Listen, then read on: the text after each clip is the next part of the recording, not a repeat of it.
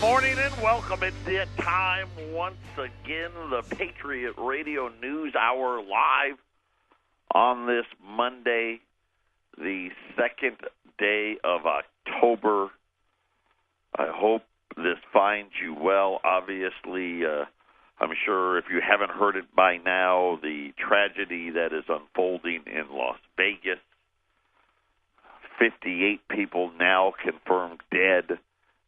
500 plus injured. Our hearts go out to everybody that was affected, and just the largest. Now they're saying it's the largest attack, I guess, by a private citizen in U.S. history. Like I said, now the update is 58 dead, over 500 injured.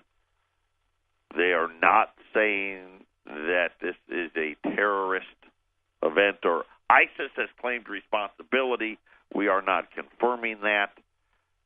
His brother, the shooter's brother, said he had no religious affiliation, allegedly. We'll have to wait to see how all of it unfolds. I'm Joe Jaquin, CEO of the Patriot Trading Group. Our toll-free number, 800-951-0592. The website at allamericangold.com. Crazy, crazy times that we are living. I don't know if any of you saw the events in Catalonia in Spain. Of course, that region tried to have secede from Spain, right, and become an independent state or country, and the Spanish police, they sent 5,000 officers over there to try to stop that election from happening. And everyone's talking about if they're successful, you're going to see other places do the same thing, more splintering, if you will, going on in the world. Terrorist attack in Canada over the weekend as well. And then, obviously, the things that have unfolded in Vegas, and you know, it just, I don't know what to say. You know, we are becoming more and more divided. And I really think, you know, it's kind of like this. I'll use this example. You know, now you're going to hear that we need to ban guns thing again. Matter of fact, some of the Democrats are already out saying it.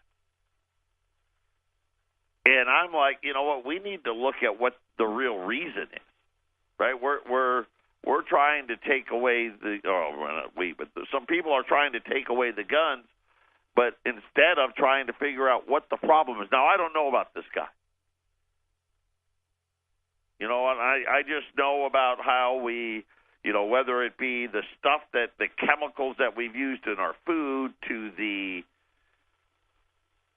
antidepressants and the pharmaceuticals and the culture of everybody gets a trophy and all of these things, and I'll call them the unintended consequences of these actions. Maybe we need to look at that more.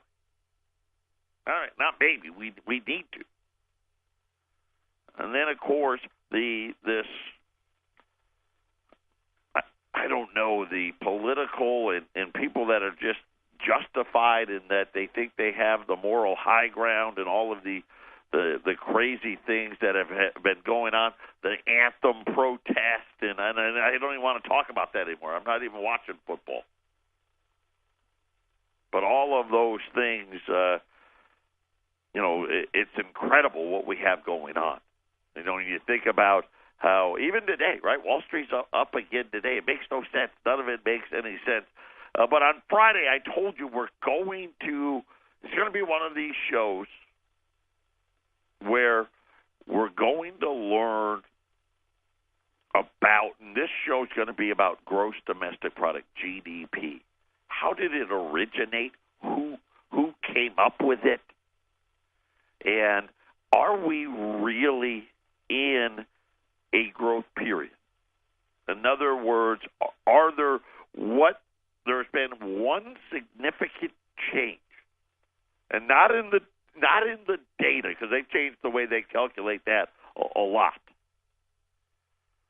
But there's been a major shift in how we are getting to these, and whether it's 3% or 1% or 2%, but there's been one major category that's driven all of it. And a matter of fact, if you go back and look at all of the history since they came up with the actual calculation at and I'm talking the top line calculation, and we're going to go over all of it. We're going to give it to you. And then, of course, they got thousands of little subsets, but it's really a pretty simple formula. And again, isn't it always the things that they try to be so complicated, right? And it's too hard to understand. And we got all these categories and subcategories and subcategories of that, and it gets really complicated. But we can always find the simple. And we're going to break it down. And it was something where I didn't do it. And Baker Research did it. And I'm going to share with you today the results. But the most important thing about it is, it's nice to know, right, the simple calculation of how they get it. That's a nice-to-know thing. But the something that happened, as a matter of fact, it continues to happen for the last 10 years. That's never happened before. Patriot Radio News Hour. We'll be back after the break.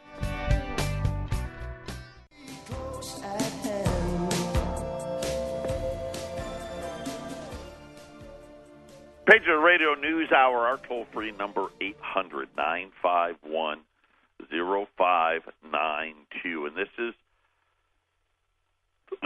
one of these shows where I think it's important, and I hope as many of you can, if you know people that normally listen, they weren't able to listen today, this is one of the ones you want to listen to. Oh, by the way, quick, and I hate to, before I get to that, a couple of announcements. Number one, some of you are waiting on 20s. Those are going to go out tomorrow. It was my fault. I apologize. They'll all be out tomorrow. And then the Metals program will be starting shipping before the end of this week, and that'll go on for the next several weeks. This is from Baker and Company Advisory Group. They are the ones that did the research. And it really highlights exactly what I've been telling you. And now, it's just another fact. And, of course, what I've been telling you is they didn't fix anything. They've covered it up. Right? And I've been saying that for years. Right? They just took a bunch of debt and covered it up. Right? Kind of like that movie Big Daddy, where he puts the kid wet the bed and Adam Sandler put the newspaper on it. Yeah, you covered it up for a little bit, but then it all seeps through anyway, right? Same thing, same principle. They put us in a horrible, horrible position, and then they covered it up. And now they're trying to say that they fixed it. So here's what Baker has to say. The U.S. economy is not as solid as it appears. They use the word statistical anomalies. That is the word that they use. Hide profound weakness. And then what they do is they examine the actual GDP and actual employment, okay? And they put a warning that this is not for the faint at heart. In other words, they're trying to add a little humor and a little color to, hey, this isn't going to look good. And this is a company that they're in the debt business. Do you consider debt as income? That is the question that they start with. Before you answer that, let's perform a thought experiment. Imagine that you had taken a long cruise last fall. and charged $10,000 to an American Express card. When you did your taxes this year, would you have told the IRS that you had $10,000 in income from American Express? Of course you wouldn't. Suppose a major oil company issues $800 million worth of bonds to develop a new oil field. Would the company report that as income to stockholders or to the IRS? Of course, they wouldn't. I am sure those sound like silly questions, and the answer is self-evident. No, we do not consider borrowed money as income. It is a liability that must be paid back. Then why do we count federal government debt when measuring national income? I will leave speculation as to why. Okay, now, I won't. Right? It's pretty simple why. Right? We want to make things appear better than what they are. But he's going to leave the speculation as to why to the readers like me as I'm reading it, and focus on the fact that we count new Treasury debt as income. The modern concept of gross domestic product was first developed in 1934. So already you have some context. Hey, we're in a depression. We're going to develop a new measure of GDP. And of course, when you think about it, what type of measurement would they want to come up with? Well, they're in a depression, right? Obviously, a number that would hopefully make it appear to be better. Now, that's just my spin. The Department of Commerce, commissioned by a Nobel laureate, right? So we had the academic thing was really taken off, even in the 30s. The guy's name was Simon Kuznets, and it's K-U-Z Nets, N-E-T-S, Kuznets, of the National Bureau of Economic Research. He's the guy, he put the team together.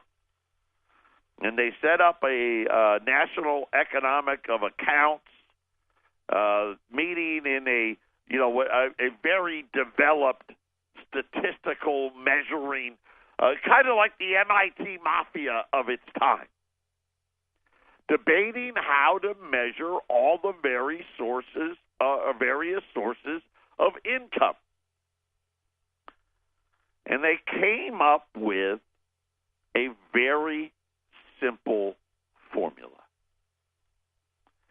GDP equals PI plus BT plus GS. So what do those initials mean? Let's start with the first one, PI. And that's really simple. Private income. Okay? The citizenry, right? How much money did you make?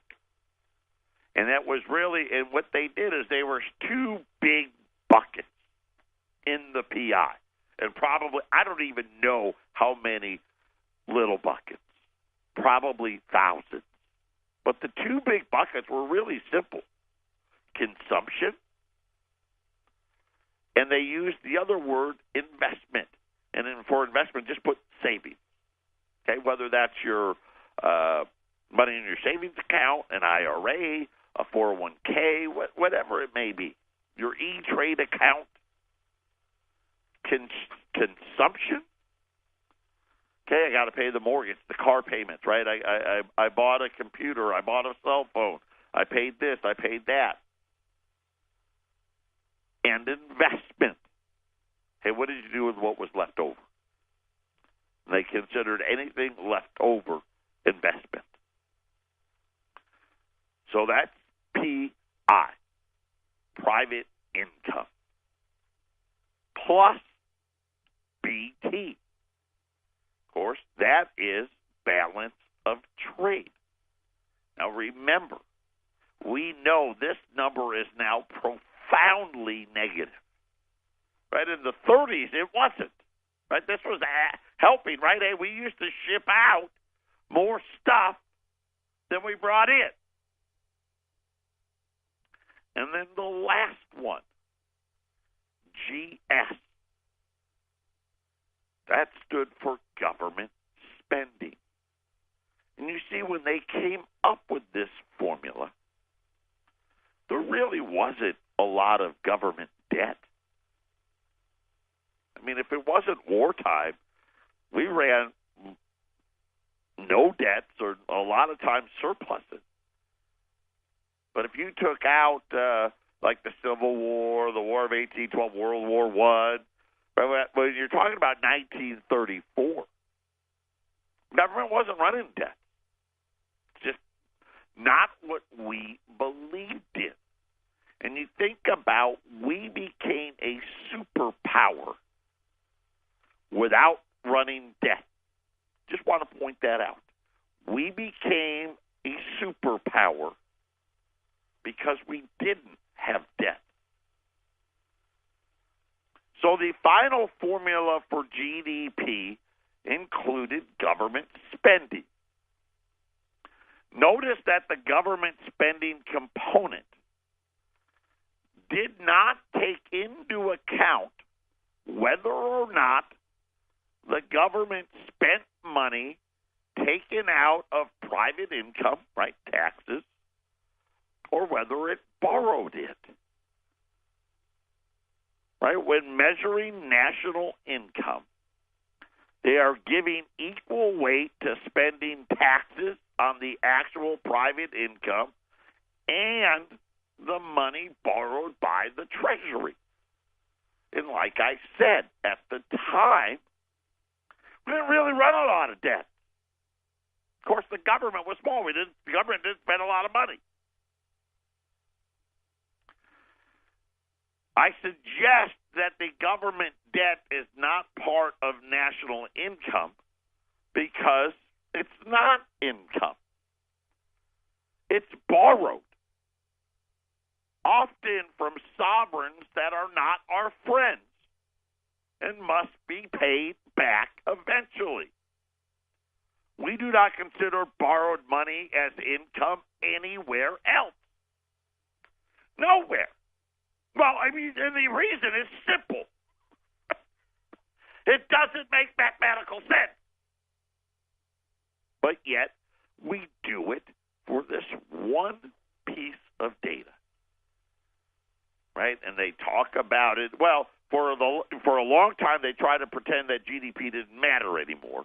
And now we're starting, you know what, really for me, now I'm starting to understand why they were kind of downplayed. Of course, now Donald Trump wants to bring that number back as being a relevant number. So when we looked through, and they went all the way back to 1934, and they started doing, okay, government took in X, spent Y, and you're left with Z. And they said every year, and there were some exceptions, you know, here and there, but every year when tracking government borrowing until the last 10 years, right? Like I said, there was a blip here and a blip there. You still ended up with a positive GDP number. When you now take the formula GDP equals PI plus BT, right, the trade, plus government spending, but you subtract out the borrowing. So I'll give you an example. Here's an easy one. Last year, and I'm going to round these numbers for everybody, the government spent $4 trillion. In the GDP calculations, they give $4 trillion worth of credit, even though the government borrowed $1 trillion. Right? So we actually created a liability of $1 trillion, but GDP ignores it. If you actually take in the amount of debt that's being added into consideration for the gross domestic product of the United States,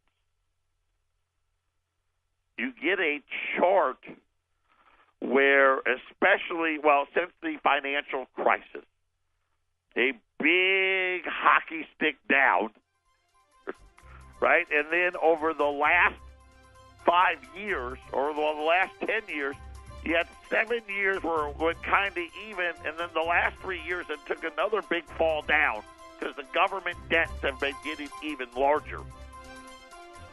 So what does that mean in real terms? This is the Phyllis Schlafly Report, the conservative pro-family broadcast of Phyllis Schlafly Eagles, a leading voice for the sanctity of life, traditional education, the Constitution, and American sovereignty. Now, from the Phyllis Schlafly Center Studios, here's Ryan Haidt. President Trump delivered again on a campaign promise in September by ending the unlawful Deferred Action for Childhood Arrivals program known as DACA. This Obama-era executive order prevents deportation for illegal aliens who claim they were brought to our country as children. This executive action undermined both immigration law and congressional authority over it. President Trump's plan to phase out DACA, however, restores the rule of law to immigration.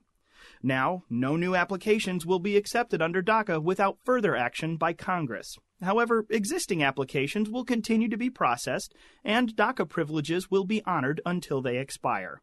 The government will continue issuing DACA renewals for another 6 months, which gives Congress plenty of time to consider a permanent law.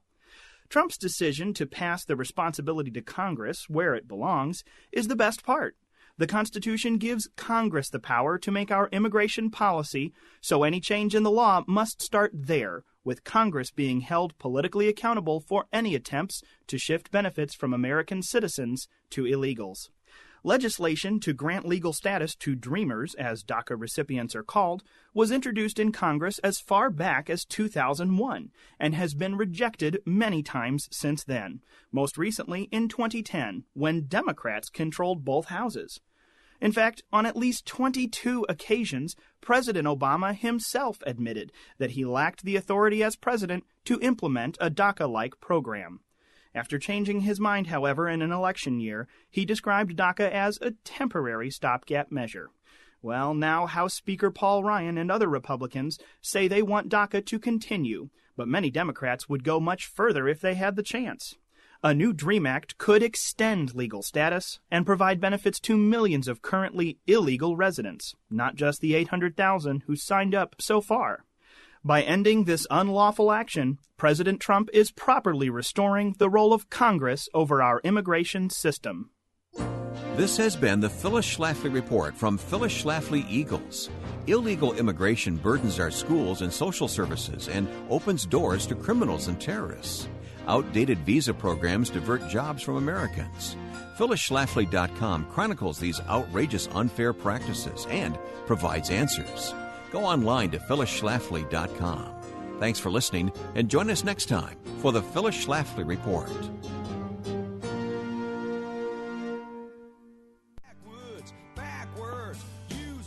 Welcome back. Patriot Radio News Hour, talking about how are we getting this new great GDP number. And one of the things, and I've said it for a long time, about how this used to be an area, I'm talking about GDP of below 2%, where the Federal Reserve would be lowering rates, not raising them. We definitely wouldn't be talking about how great the economy is. And what these guys found out is that every single year from 1934 through 2007, the United States had positive GDP growth even when you subtracted out the deficits.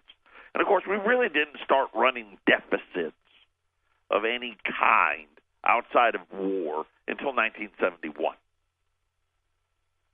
But even then, the crash of 87 still had growth.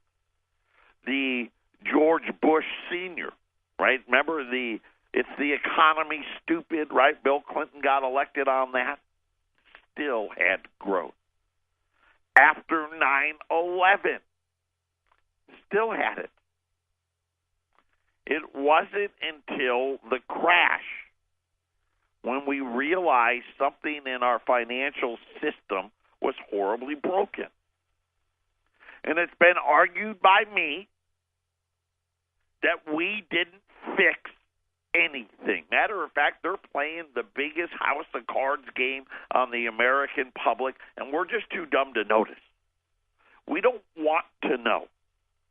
And believe you me, Wall Street doesn't want you to know, right? Because if you knew, you'd be like, well, this is not going to last. This can't be sustainable. And then a lot of you, like I thought initially when I first saw the research, I said, well, it's got to be getting better. It's actually getting worse again. And, of course, right now we're trying to pretend to do the reducing of the balance sheet. And I've been arguing that, listen, a lot of people have tried this before. And every time it ends up the same way, recession. And now you're starting to hear people talk about, hey, this one's going to be another big one. Maybe the worst one yet. And now you have an example of why. And let me put it in perspective. The government has always borrowed and spent money, right? We know that. That's what government does. But actual GDP, when you put debts as debts, has grown as far back as the Federal Reserve has data. So I even, you know what? My bad. This goes all the way back to 1913. So even during the Great Depression, of course, we didn't run any debt, and we had a trade surplus. That is until 2008. Something in our economy broke. Since then, it appears the economy has been in what would be considered a depression masked by huge federal government stimulus and borrowing. Have we reached a level of economic activity that could sustain itself without artificial stimulus? What would happen if the government was forced to balance the budget? You can decide for yourself, but you're talking about removing 7% of GDP. Right? Think about it. That's how much debt. That's just the government, right? Runs every year, right? We are borrowing 7% of GDP. An economic depression is generally defined as a severe downturn that lasts several years. Does this look like a severe downturn that is lasting several years. This is what our GDP minus the artificial stimulus looks like. And they show this chart. And this chart shows you ever since '08 the amount of GDP that is nothing more than debt, in other words, borrowed, has grown dramatically, and actually over the last 3 years has taken another leg down. Well, and remember, right, what's been happening to the national debt? Right, we got down to that fake I forget what the number was, $440 billion number. Now it's almost double that number, right? We're going to be over $700 billion at the fiscal year that just ended a few days ago. And, of course, that doesn't include all the borrowing, right? That's just part of the borrowing. That's kind of the problem, as we know, right? If you take the debt on September 30th, well, I guess October 1, and go to September 30th, you can see the national debt, and it's been doing this now for years, is growing at more than $1 trillion a year, and it's growing bigger. Since '08, artificial stimulus has averaged 7.45% of GDP. Quite simple, without the artificial stimulus, our GDP has declined by an average of 7.45% since 2007. And I highlight that this is new.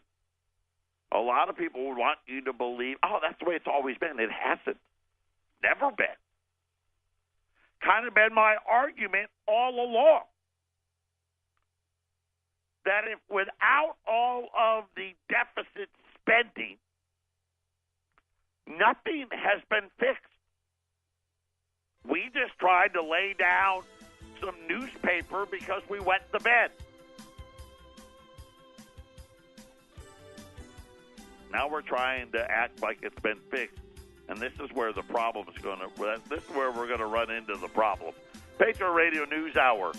We'll be back right after the break. So we saw one side, right, that without debt and a lot of debt, right, there is no GDP growth. Now let's go to the second one, because they didn't stop there. Remember, this is out of Baker. Baker did the research here. Jobs. The labor market is reported as having created millions of jobs.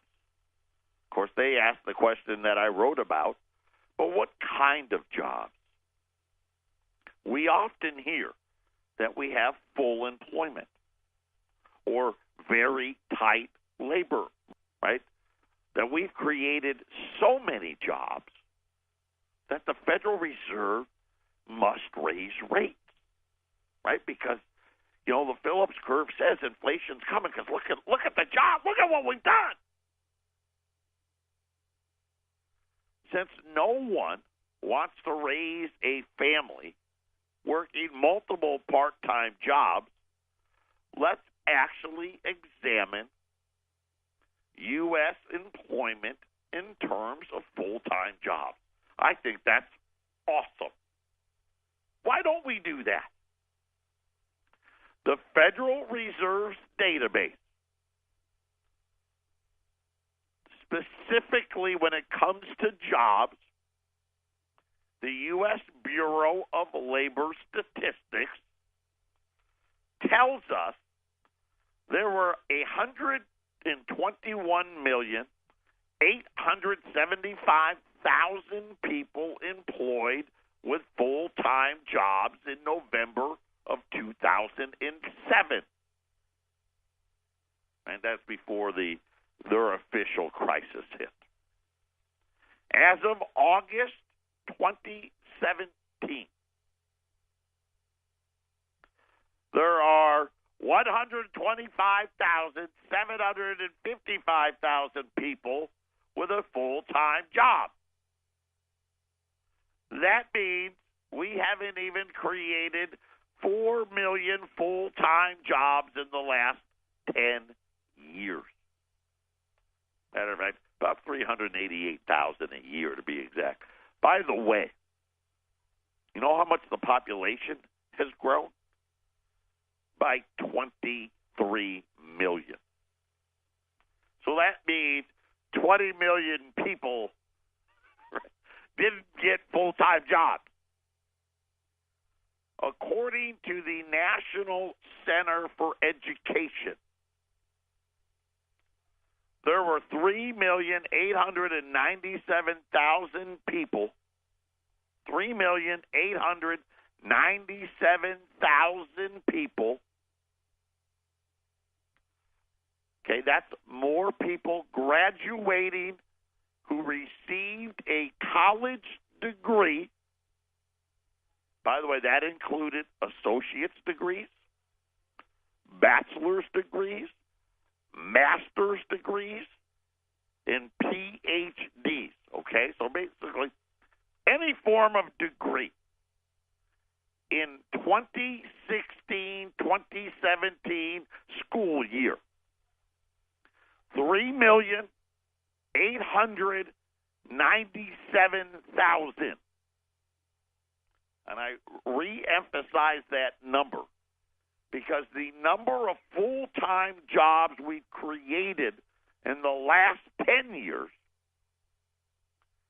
3,880,000, is less than how many people get a college degree in a single year.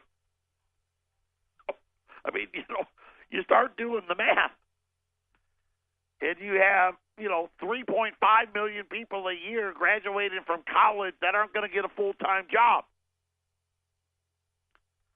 That means I guess that means what I just said. 3,500,000 people that graduated from college this year will not be in a full-time job. The really bad news is that everyone who graduated from college, who dropped out of college, who graduated from high school, or even dropped out of high school from 2000 through 2016 do not have full-time jobs. There have not been enough full-time jobs created in our economy for anyone coming out of high school or college in 9 out of the last 10 years. And you start really thinking about how this has happened, right? And forget about, right, all the other stuff, right? Forget about the shootings and the terrorism and the not standing for the anthem and the political division that exists and the fake news and the war on terror and North Korea and independence in Spain and all these other things. And you dial right into what is really happening. And the answer really is simple. The whole thing blew up, and now they're trying to lie that they fixed it. They know this is their own data.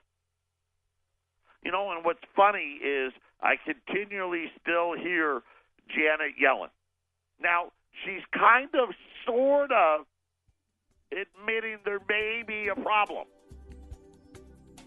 But then they go right back to talking about how employment's great.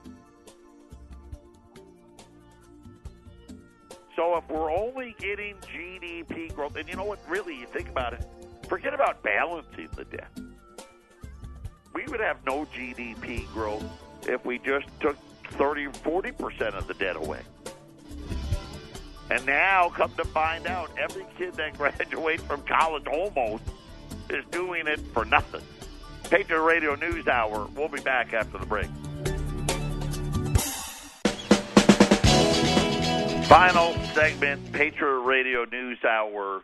Fascinating. And I mean, when you sit there and you really understand what it is that they've done,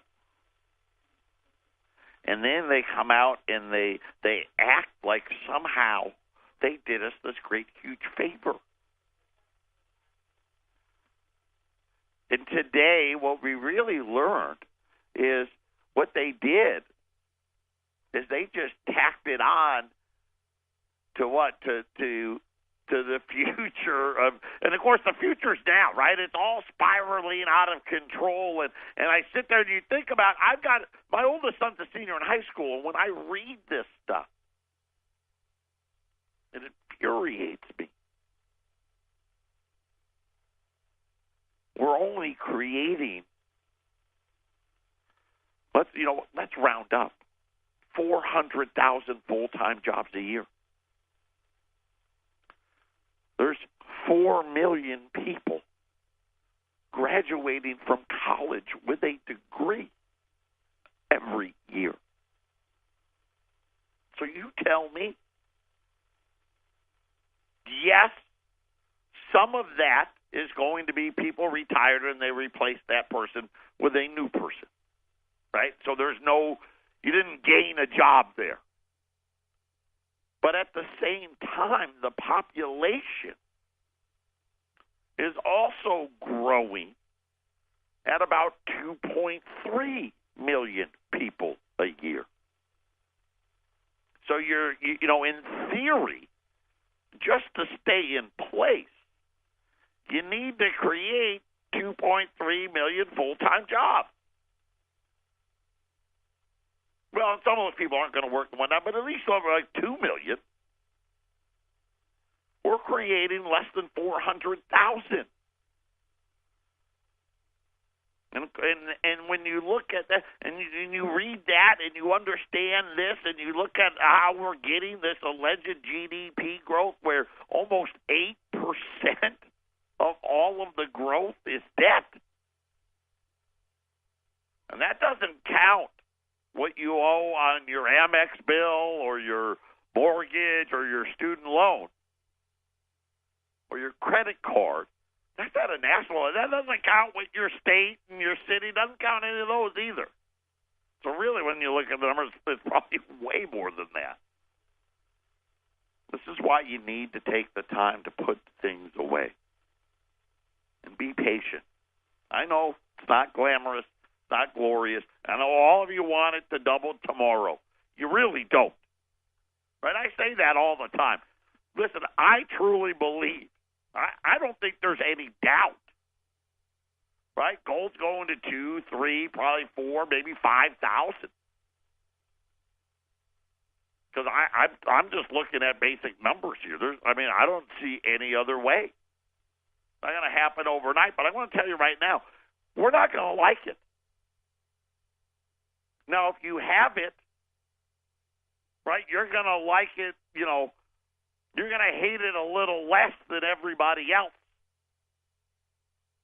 Right? But it's not going to be a good thing. 800-951-0592. Everyone take care.